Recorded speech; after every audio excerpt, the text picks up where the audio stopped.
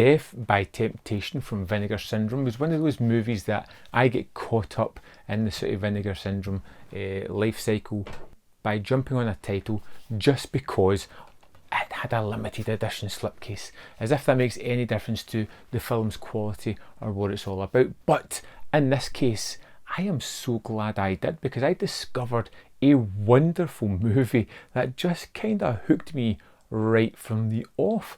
Now, it's obvious that this is low budget, but they do everything they can to kind of circumvent that, and it really does look pretty good. Now, the cast of characters we have in here are terrific as well. I really like Bill Nunn, Kadeem Haddison, James Bond, the third is really quite good. Small role by Samuel L. Jackson. And the basic story of this one is that there is this succubus in New York City, this woman that goes out to bars, picks up men, takes them back to her apartment and brutally murders them after a night of sordid sex. And we are introduced to this character of Joel, who is the son of Samuel L. Jackson's preacher character, who died when he kind of saw this shadow stalking his young son.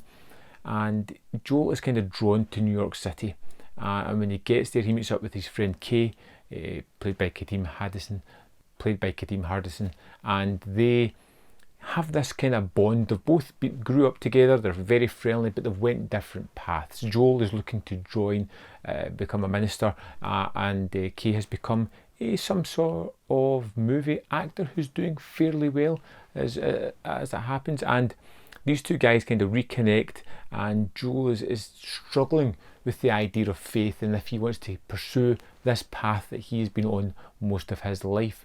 And he has come to New York to try and figure out whether he's happy where he's headed or whether he wants to change that path at this moment. But he's also been drawn to New York City because of this succubus. This thing has intrinsically tied itself to that lineage of the family. He is the last person in that line, and she's trying to corrupt and destroy him along the way. This is shot fantastically well. Ernest Dickerson shoots the hell out of this thing. A lot of use of colour and light and shadow, and they put it to great effect. Now, they only have a few different locations, which kind of lets you into the fact that it's a kind of low budget movie, but they make the most of everyone that they have. I like the characters. I even like the character at the start of the barman who gets eaten up right off the bat, but his whole shtick with the phoning the girls, and that was just, I thought it was great. I enjoyed a lot of these characters, and their interactions are mostly really pretty good. You get the succubus who pretty much takes these guys back for a saxophone laden love sequence before it turns into a bloodbath of horror, which are always really just fun and kind of energetic when you see what happens to these guys. It's terrifically just kind of genre specific stuff.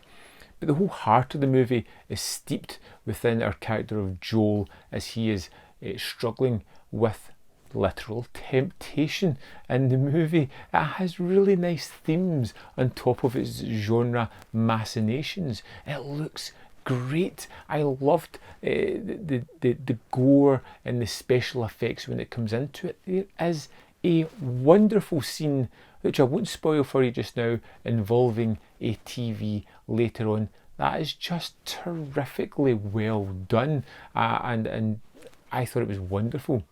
Death by Temptation was a movie that almost won me over instantaneously. I didn't know what I was going to get. I get a really nice, condensed, well thought out story. I get some great actors doing some terrific work. I get a really nice aesthetic with this movie, and it's just incredibly fun. I thought it was wonderful.